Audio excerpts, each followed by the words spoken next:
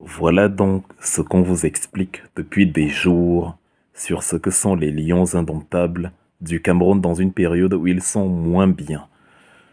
Voilà donc ce que nous entendons par continent, c'est-à-dire un pays où rien n'est normal, un pays où l'impossible n'a aucun sens, un pays où les lois de la physique sont déjouées, un pays où vous ne pouvez pas prédire l'avenir, un pays où si on vous dit qu'il y a un éléphant qui grimpait aux arbres et qui volait au-dessus d'un champ de blé avec de grandes ailes, croyez, acceptez que c'est le cas. Parce que c'est le cas, c'est un pays où des choses totalement irrationnelles ont lieu. J'ai fait une vidéo il y a quelques jours où je disais que le Cameroun va battre le Sénégal parce que le Sénégal, contrairement au Cameroun, se base principalement sur le talent et le Sénégal ne peut pas gagner aucun trophée dans une période où il ne joue pas bien. Le Sénégal a besoin de bien jouer, de dominer, de respecter le plan du coach pour gagner. Et je disais que le Cameroun va battre le Sénégal parce que le Cameroun, lui, il a justement cet état d'esprit-là, ce sursaut d'orgueil, cette arrogance sportive qui permet de refuser la défaite. C'est ça qu'on appelle le Hemley. Et si on a finalement perdu contre le Sénégal, vous l'avez vu, c'est qu'on n'a pas su réveiller ce Hemley-là. C'était très mou, c'était léger. Les joueurs n'avaient pas encore réalisé que ils ne sont pas là pour faire les beaux garçons, les beaux gosses. Ils portent le maillot de l'équipe nationale du Cameroun. Et que les Salomon Olembe, les Patrick Boma, les Roger Mila avaient pris l'habitude de refuser la défaite dans certaines situations. Même quand ils ne jouaient pas bien, quand ils avaient la volonté, quand ils avaient le focus de remporter vaille que vaille X ou Y tournoi, ça ne dépendait plus du talent, de la forme, du moment ou que sais-je encore, ça se passait dans les tripes. Le Cameroun, c'est le Real Madrid de l'Afrique. Vous ne savez pas comment ils ont gagné, mais ils gagnent. Parce qu'ils ne sont pas là pour faire du beau jeu, parce qu'ils ne sont pas là pour, voilà, pour de l'esthétisme. Et ces derniers jours, les Camerounais faisaient beaucoup d'esthétisme. Ils se regardaient beaucoup dans le miroir, ils se trouvaient très beaux, ils étaient lents, ils étaient lourds. Et vous avez vu contre la Gambie, la première mi-temps, ils ont eu la même attitude. Lent, lourd, hésitant, faiblard, pas assez de détermination, de hargne, pas assez de sang dans les yeux. Ils sont allés à la mi-temps et on leur a demandé au vestiaire s'il était vraiment normal que le Cameroun continue de se faire ridiculiser par des nations qui ne peuvent jamais discuter avec lui sur la même table du football. Même le Sénégal. Le Sénégal qui n'a qu'une seule étoile et qui a découvert la Coupe d'Afrique des Nations 22 ans après nous. C'est-à-dire 12 ans après nous. De 90 à 2002. Donc, voilà, où la Guinée-Conakry, qui n'a jamais remporté aucun trophée nulle part, on se retrouvait donc avec la Gambie, qui s'arroge le droit de faire match nul et d'éliminer le Cameroun à 45 minutes de la fin du match. Donc le discours ayant porté ses fruits, évidemment, le Cameroun est revenu avec de meilleures intentions. Zambo Anguissa est enfin redevenu le joueur de Naples. Il s'est mis en mouvement, il a couru, il a pressé. Les Gambiens ont commencé à étoffer et on a marqué le premier but.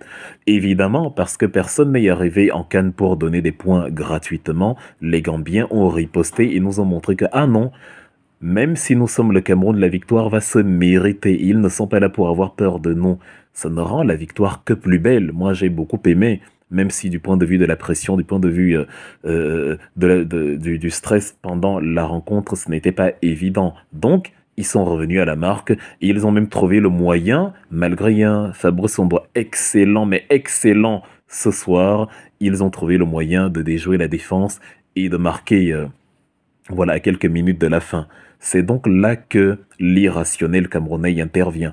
Ça ne dépend pas du fait qu'on est face à la Gambie ou face à l'Allemagne ou le Brésil. C'est par rapport au fait que quelle que soit l'équipe, on se retrouve à quelques minutes de la fin du match et on n'a plus beaucoup, il y a vraiment plus, voilà, il y a plus beaucoup de temps. On nous a donné éliminer, réécouter le reportage du journaliste sur la chaîne Bein, notamment en France qui dit le Cameroun, la Gambie qui élimine le Cameroun. Mais vous voyez, le Cameroun a remis le pied. Là, le Cameroun a enclenché le mode grand frère. C'est-à-dire, tu vas me respecter. C'est-à-dire, ok, le Sénégal m'a insulté, la Guinée m'a insulté, j'ai perdu contre le Sénégal 3-1, j'ai fait match nul contre la Guinée alors qu'elle était à 10, donc c'est ressenti comme une défaite. Mais toi, la Gambie, là, tu ne vas pas quand même me dire que je vais encore perdre une troisième fois. Moi, le Cameroun, moi que seul l'Égypte surpasse en termes de titres. Donc, à un moment donné, le respect s'impose. À un moment donné, les plaisanteries ont des limites. Et donc, le Cameroun a exercé sur la Gambie une pression telle que les Gambiens se sont quelque peu perdus dans une absence de communication et de maîtrise de la balle. Il y a eu une mésentente entre la défense et le gardien. Ils ont mis contre leur camp. Quand vous mettez contre tous les buts contre son camp signifie on n'a pas eu le temps de réfléchir. L'adversaire ne m'a pas laissé le temps de réfléchir. J'étais sous un stress intense et donc je devais me débarrasser du ballon d'une manière ou d'une autre. Mes pieds ont parlé avant mon cerveau parce que j'étais pressé, au propre comme au figuré. Et donc, ils ont mis dans leur but. C'est à ce moment-là que je crois que même dans leur tête, ils ont réalisé que c'est foutu. Ce Cameroun-là, c'est ce Cameroun-là justement qui a 5 Coupes d'Afrique des Nations. Sur les ultimes minutes contre la Gambie, nous étions redevenus la meilleure équipe d'Afrique. Parce que nous avions retrouvé cet élément-là qui nous permettait de gagner toujours, même quand sur le point de vue du talent intrinsèque, on n'était pas les meilleurs. Nous étions redevenus l'équipe qu'on était en 2017, qui était beaucoup moins forte que le Sénégal, mais qui a appris la vie au Sénégal, qui a appris la vie aux Sénégalais. Donc, dans les ultimes minutes, vous voyez la tête de Christopher Wu, c'est démentiel, c'est du délire. C'est l'incarnation même de cet état d'esprit-là, le sursaut d'orgueil, le rappel à tout ce qu'il aurait oublié par le plus grand des hasards, que nous sommes le Cameroun. Donc ne perdez pas votre temps à analyser la tactique, nous le ferons au prochain match dans cette nouvelle CAN qui recommence face au Nigeria du très dangereux Victor Osimhen. Ne perdez pas votre temps à analyser, on a aligné tel sur l'aile, on a aligné X, Y, Z. Non, il n'est pas question de cela ici. Le Cameroun n'a pas eu une très bonne organisation tactique dans les premiers matchs. Il y a eu beaucoup des atermoiements, il y a eu beaucoup des réajustements, il y a eu beaucoup des mésententes, et voilà. Mais pour cette première manche, il nous fallait cet élément-là, ce carburant-là pour recommencer la vraie CAN qui s'amorce et qui sera difficile pour tout le monde. Même le Sénégal peut s'essuyer un 4-0 dans son prochain match. Moi, j'espère les rencontrer. J'espère qu'on les rencontre en demi-finale ou en finale et qu'on remette les points sur les i et les barres sur les t, comme le dit le Sénégalais Stan. Donc, ce qu'il est important d'évoquer ici, c'est donc ce pouvoir-là qu'on appelle le Hemley et que le Cameroun incarne mieux qu'aucune autre nation en Afrique. Vous savez bien que la Côte d'Ivoire, à notre place, aurait perdu ce match. Vous savez bien que le Cameroun, hier, dos au mur comme ça, n'aurait pas pris 4-0 à la maison. Il est impossible pour le Cameroun de prendre 4-0 à Yaoundé dans un match où il a besoin de gagner pour être éliminé, pour être qualifié. Qui plus est au premier tour. Non. Il faut que les Camerounais soient dos au mur pour réveiller une force qu'ils ne peuvent pas éveiller eux-mêmes, souvent en situation normale quand ils n'ont pas le talent. C'est comme dans Dragon Ball où Son Gohan doit réveiller le pouvoir qui sommeille en lui, mais il a besoin d'un contexte, d'une colère, d'un catalyseur. Parce que comme ça, ex nihilo, il ne peut pas. Le Cameroun, c'est pareil. Soit on est une génération d'excellents joueurs, et on gagne, soit une génération moyenne, voire même mauvaise, médiocre, mais on se retrouve face à la honte ultime, face à la perspective de devenir la risée de l'Afrique. Et là, on dit non, non, non, non, absolument pas.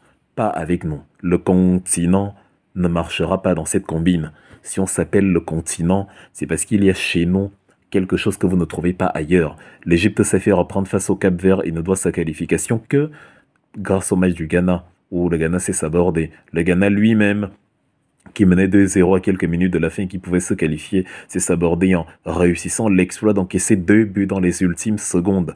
Ce truc-là ne va jamais y arriver au Cameroun. C'est plutôt le Cameroun qui vous met 2 buts dans les ultimes secondes alors que vous avez ultra dominé, alors que vous étiez meilleur sur le papier et ainsi de suite.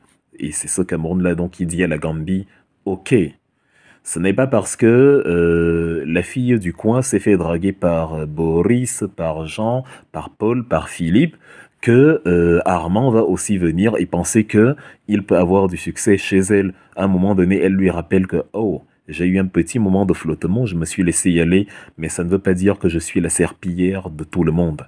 Et le Cameroun ne sera jamais la serpillière de tout le monde. » Voilà le Hemley. Et c'est ce même Hemley-là qui fait que ne perdez pas votre temps à Regardez comment le Nigeria va évoluer, comment on va essayer de se réorganiser tactiquement en misant évidemment sur un retour d'Aboubacar Vincent, en essayant de capitaliser sur ce qu'on a pu observer aujourd'hui, c'est-à-dire réapprendre à ces joueurs à courir, parce que c'est principalement le problème. Même contre le Sénégal, avec plus de mobilité, on faisait un 2-2 très facile. On pouvait même les battre, même en étant moins bien. Réapprendre à courir, mais surtout remettre le Hemley camerounais dans les tripes. Parce que personne n'a un mental aussi fort que le Cameroun dans cette canne-là. Il n'y a pas une seule équipe aussi forte mentalement. Il y a des équipes déterminées, comme les jeunes pousses, le Cap-Vert, la Mauritanie. Il y a des équipes expérimentées et voilà, supérieures en termes de titres, comme l'Égypte. Il y a des équipes très fortes et aussi expérimentées, comme le Nigeria. Il y a des équipes ultra talentueuses, la meilleure du moment, le Sénégal. Il y a des équipes, voilà, souveraines, le Maroc qui est arrivé en demi-finale de la Coupe du Monde et tout. Il y a des équipes comme ça excellentes, mais une seule équipe peut vous faire peur dans un match en élimination directe alors que vous savez que des pieds à la tête vous leur êtes supérieur. Et cette équipe, c'est le Cameroun. Celui qui ne comprend pas cela l'apprendra à ses dépens pendant le deuxième tour. Et mes chers amis sénégalais, on se retrouvera peut-être après où la vidéo que j'ai faite sur la rencontre Cameroun-Sénégal prendra tout son sens. D'ailleurs, aujourd'hui, je crois que même sans affronter le Sénégal, vous avez compris là où je voulais en venir. Peu de nations africaines seraient allées chercher au fond d'eux-mêmes la victoire que le Cameroun est allé chercher là. Je ne l'ai vu que chez deux nations principalement dans le monde. Avec une telle identité, pas des cas isolés, mais une telle identité, c'est au Cameroun et au Real Madrid. Donc, félicitations aux Lions indomptables. Vous gardez ce Hemley-là pour la suite et nous allons apprendre à nos partenaires, frères, voisins africains comment s'épelle le mot continent.